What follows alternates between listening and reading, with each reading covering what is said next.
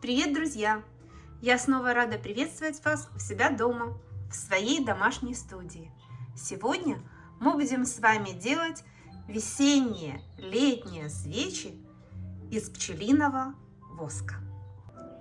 Сейчас вы видите свечу, которая должна у нас получиться в конце нашего видео. И мы ее украсим сухоцветами. И я вам покажу, как я ее делаю. Вот такое готовое изделие должно у нас получиться в конце этого видео. Это то, к чему мы будем стремиться. А сейчас я расскажу вам, из чего и как я делаю такую свечу. Итак, материалы, которые мы будем использовать сегодня в работе. Вы видите пластины. Это пластины, сделанные из настоящего пчелиного воска. Вы видите сейчас разного цвета, натурального пчелиного воска, немного окрашенного в абрикосовый цвет, и вот у меня персиковый цвет тоже. Я заказываю эти листы на пасеках. Они приходят у меня вот в таких вот прослоечках. Вы видите, я не знаю, видно вам или нет, возможно, эти листочки не проложены, но, как правило, между ними идут тоненькие бумажные листы. Да, проложены, я вижу. Вам, возможно, этого не видно, но вот такие листы я заказываю. И мы из них будем делать свечу. Вот, я надеюсь, вы увидели. Также нам понадобится сегодня фен. Это наш основной помощник на сегодня, потому что нам нужно будет немного подтапливать эти листы. Нам нужны будут для украшения какие-нибудь сухоцветы. Вот я взяла веточку лаванды, засушенные цветочки. Я даже не знаю, что это за цветочки, но мне понравился цвет. Ну и, конечно же, колоски. Я обожаю колоски, потому что это продукт моей родины. Я очень люблю свою Украину и очень надеюсь, что скоро увижу своих близких. Итак, друзья, теперь нам еще нужны будут какая-нибудь вот такая вот из мешковины полосочка, которая будет декорироваться с нашими украшениями, с нашими сухоцветами. Вот. И что? Я думаю, мы можем приступать. Я покажу вам, как я это делаю, но забыла самую основную деталь. Это фитиль. И я забыла его положить на стол. Поэтому сейчас отключусь на секунду, принесу фитиль, и мы можем начинать.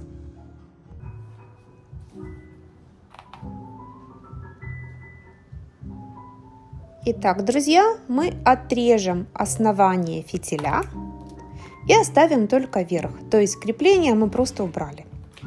Теперь берем лист и вымеряем, достаточно ли у нас длинный фитиль для того, чтобы сделать нашу свечу. Но пользоваться мы будем не целым листом. Из такого большого кусочка я могу сделать 2 свечи. Поэтому сейчас мы сделаем замеры и разделим этот лист на 2 части. Ширина листа 20 сантиметров. Я отделяю половину. Сейчас вымеряю и проведу полосочку, чтобы равномерно все отрезать, чтобы основание и вершок свечи, который я буду делать, был аккуратным.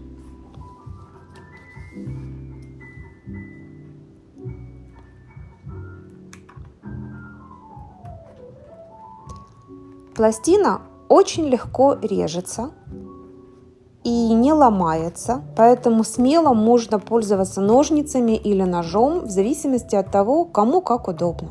Я предпочитаю работать ножницами, мне так удобнее.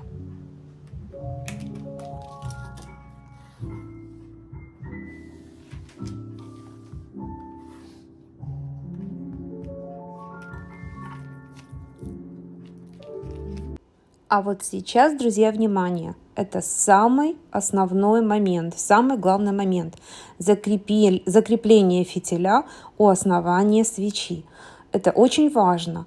Нужно очень плотно присоединить фитиль к конечному основанию нашей ленты, вот этой, которой мы работаем сейчас, и очень плотно завернуть основание первое, потому что чем плотнее будет фитиль приставать к стенкам пластины, вот я даже сейчас немножечко использую фен, я немножечко расплавила пластину для того, чтобы мне было легче завернуть ее и чтобы она плотнее приставала к фитилю. Чем плотнее фитиль будет приставать к пластине, тем удобнее и ярче будет гореть свеча, она не будет прогорать как бы внутрь, то есть будет плавиться равномерно, с красивым свечением, и сами стенки свечи будут одновременно со всех сторон плавиться по мере горения свечи. Вам нужно будет сейчас аккуратно на себя или от себя, кому как удобно, свернуть, но как можно плотнее эту ленту из воска, и чтобы она была, как я уже сказала, плотной.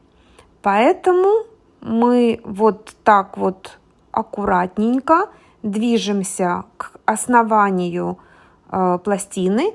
И если вам необходимо подтопить немного саму пластину, используйте фен, но только совсем немножечко, для того, чтобы пластина была мягче, чтобы воск был достаточно мягким. Окончание я также рекомендую подтопить слегка, чтобы у вас шовчик в конце, завершения свечи был практически не виден. Вот как сейчас я вам показываю. У нас получилось идеально со всех сторон.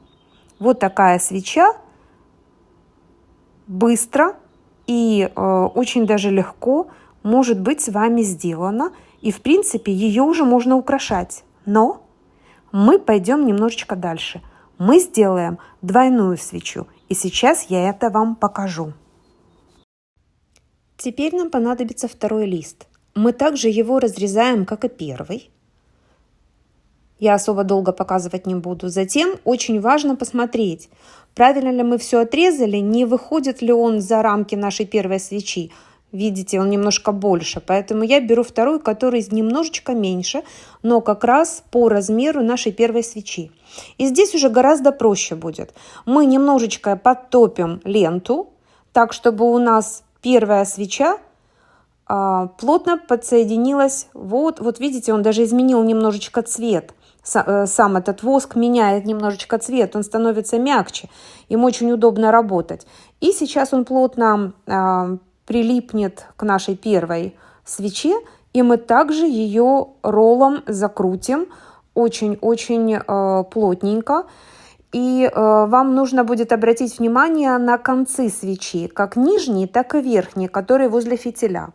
Используйте фен по мере необходимости для того, чтобы подтопить пластину. Вы видите, как воск меняет цвет, он становится немножко темнее, там, где расплавлен, и очень-очень легко крутится, скручивается в трубочку. Особое внимание уделите концам свечи, подтопите немного феном, если вам это необходимо, и заломите их как бы внутрь, сделав равномерную поверхность, чтобы свеча могла удобно, четко стоять. Теперь пришло время декорирования, декору. Мы воспользуемся нашими сухоцветами, колосками, цветочком и сделаем красивую свечу. Вы знаете, друзья, что история воска весьма необычно уходит своими корнями в далекое прошлое. С воском связан один красивый, но печальный миф о Икаре, сыне Дедала. В нем говорится о том, что Икар сотворил себе крылья из белого воска и взлетел высоко к солнцу. Там от жары его хрупкие восковые крылья расплавились, и он упал с высоты на землю. Даже в наши дни мы можем найти следы использования древнего воска. Наглядным примером могут являться старинные иконы и настенные росписи, в которых для стойкости добавлялся пчелиный воск. Также пчелиный воск является одним из самых древних косметических средств. Он имеет уникальный состав и необыкновенную биологическую активность. Благодаря органическому происхождению воск имеет очень сложный состав, который, как и состав меда, варьируется в зависимости от места обитания пчел, погоды, а также от количества и качества питания насекомых. Ну вот, друзья, теперь мы с вами эксперты не только в информационном поле, но и в практическом применении создания свечей из пчелиного воска. Надеюсь, вам было интересно сегодня. И вот такую красивую свечу, я думаю, мы с вами закончили достаточно быстро, и вы можете использовать ее дома у себя и создать точно такую же или какую-нибудь другую идею, другую цветовую гамму. Главное, я поделилась с вами идеей и моими знаниями, как создать такую свечу. Ну и в заключение, чтобы изделию придать законченную форму, мы его, естественно, упакуем. Вот я заказываю на AliExpress такие прозрачные коробочки. Мы можем положить аккуратно нашу свечу. Вот так вот. Конечно же, добавим мою бизнес-карту в надежде, что можно будет найти новых покупателей. Вот. И в заключении, упаковывая, возьмем одну из наклеек и упакуем наши изделия. Все. Готово. Можем еще сделать наклеечку бренда Armand Candles. Ну вот такой вот подарок вы можете подарить вашим друзьям, знакомым. А главное, что это экологически чистый продукт. Это будет хороший сувенир. Конечно же, когда мы будем зажигать свечу, декор придется снять, но зато сейчас у нас прекрасное изделие, которое мы можем подарить нашим друзьям. Что ж, дорогие мои, я надеюсь, вам мое видео понравилось. Увидимся в следующую пятницу. Не забудьте поставить лайк, если вам понравился мой контент. А те, кто у меня на сайте впервые, пожалуйста, подписывайтесь. Я рада новым знакомым, друзьям, виртуальным знакомым, виртуальным друзьям. И увидимся в следующую пятницу у меня в гостях. Пока, друзья!